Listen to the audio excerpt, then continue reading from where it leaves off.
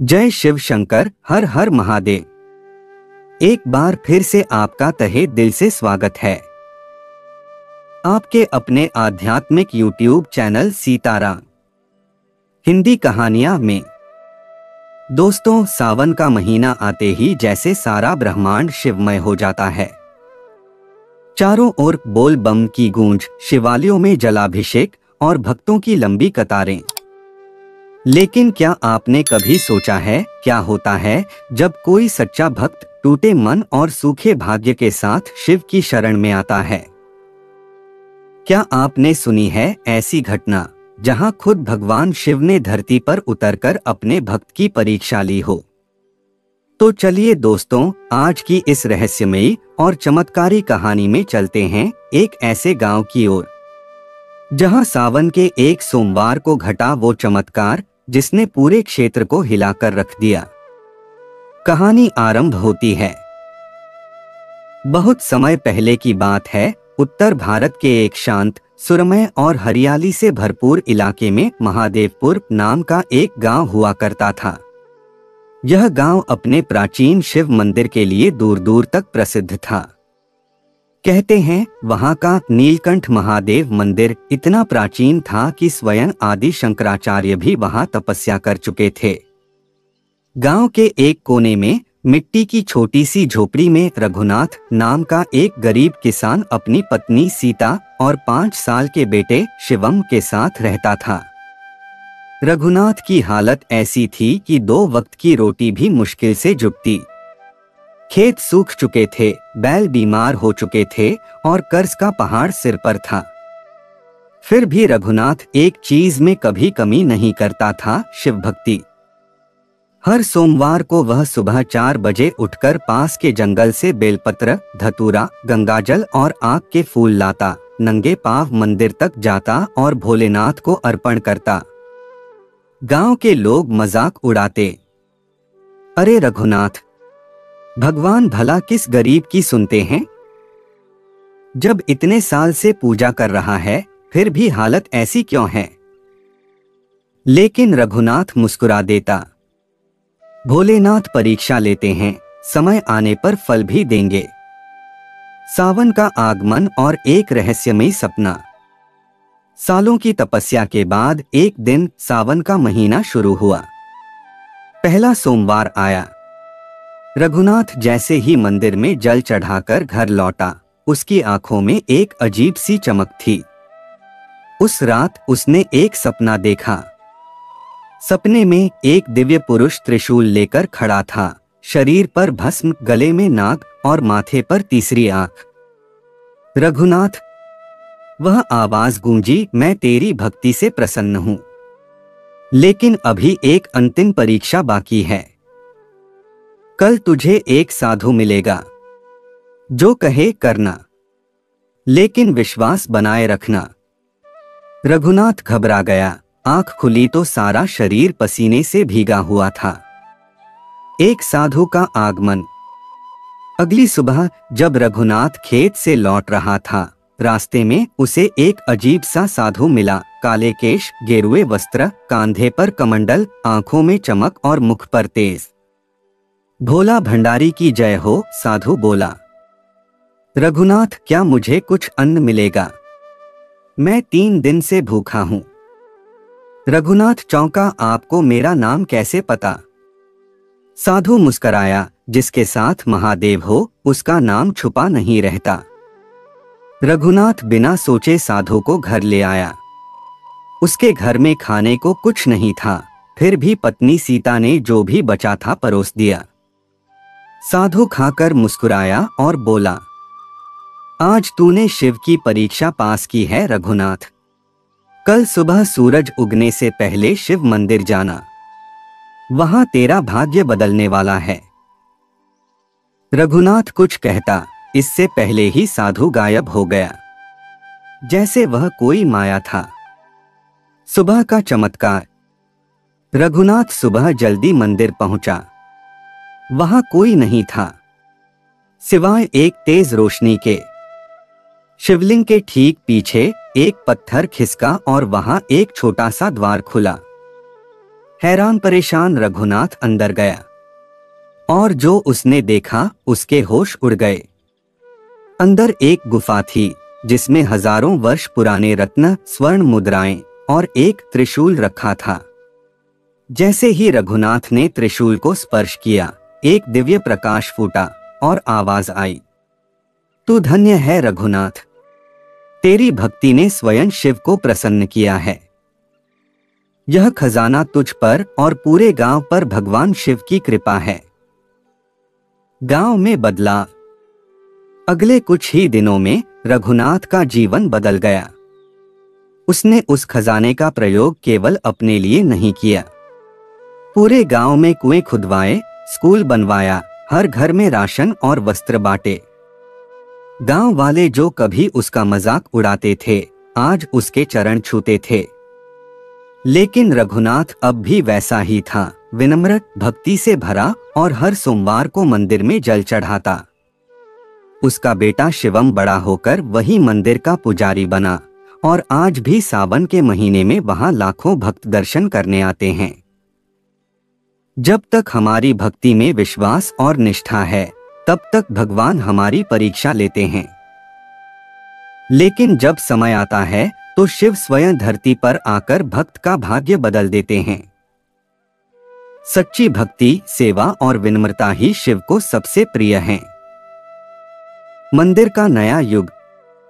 रघुनाथ की मृत्यु के वर्षों बाद शिवम अब नीलकंठ महादेव मंदिर का प्रधान पुजारी बन चुका था। बचपन से ही उसने अपने पिता से भक्ति, सेवा और विनम्रता सीखी थी। गांव अब एक कस्बा बन चुका था, रास्ते पक्के हो चुके थे, बिजली आ गई थी, लेकिन शिवम की दिनचर्या नहीं बदली थी।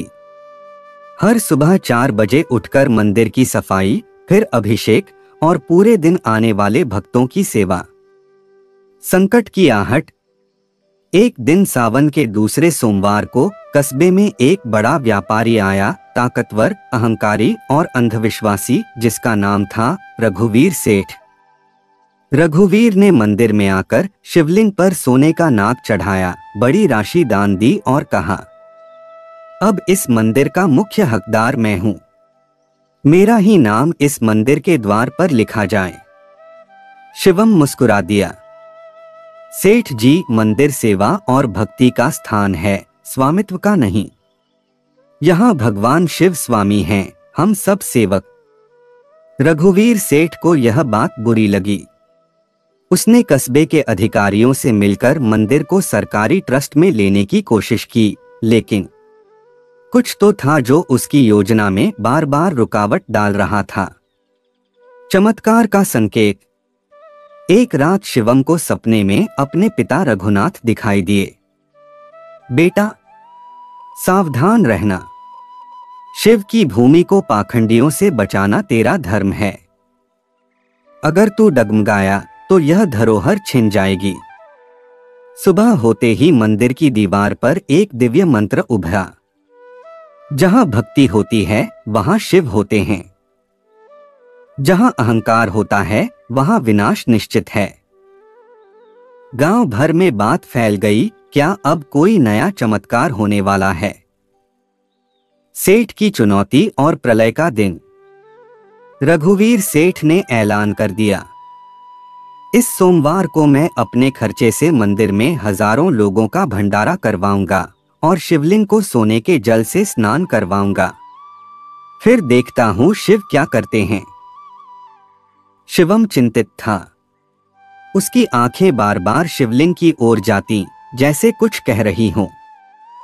सोमवार आया, भंडारे की तैयारी हुई, लेकिन जैसे ही सोने के पात्र में जल डाला गया, आकाश काला हो गया। तेज हवा, गरजती बिजली और अचानक मंदिर के ऊपर का कलश गिर गया और उसी सेठ रघुवीर के सिर के पास गिरा। लोग घबरा गए, शिव को यह प्रदर्शन स्वीकार नहीं था। शिवम की प्रार्थना और प्रकाश का प्रकट होना।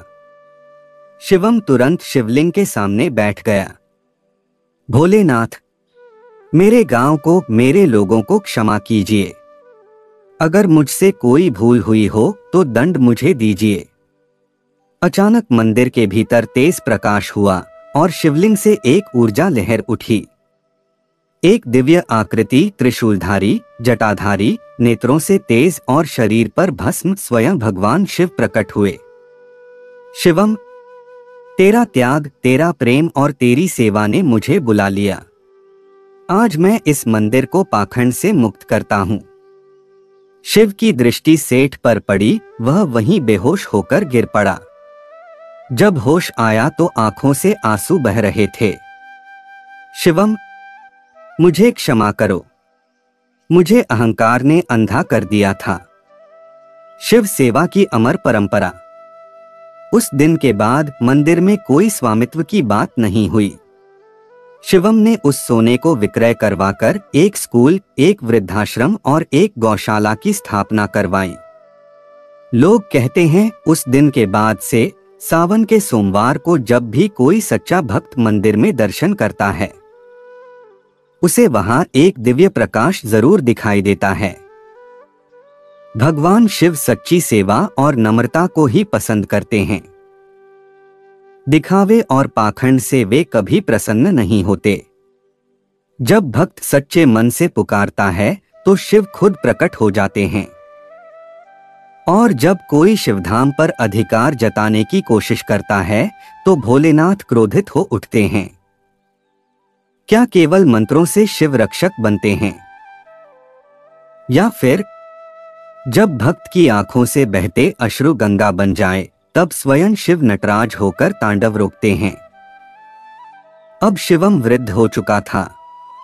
मंदिर का कार्य उसका पोता आरव संभालने लगा था, जो तेजस्वी, धार्मिक और अत्यंत विनम्र बालक था। एक दिन सावन के चौथे सोमवार की सुबह आकाश पर बादलों का अजीब साया था।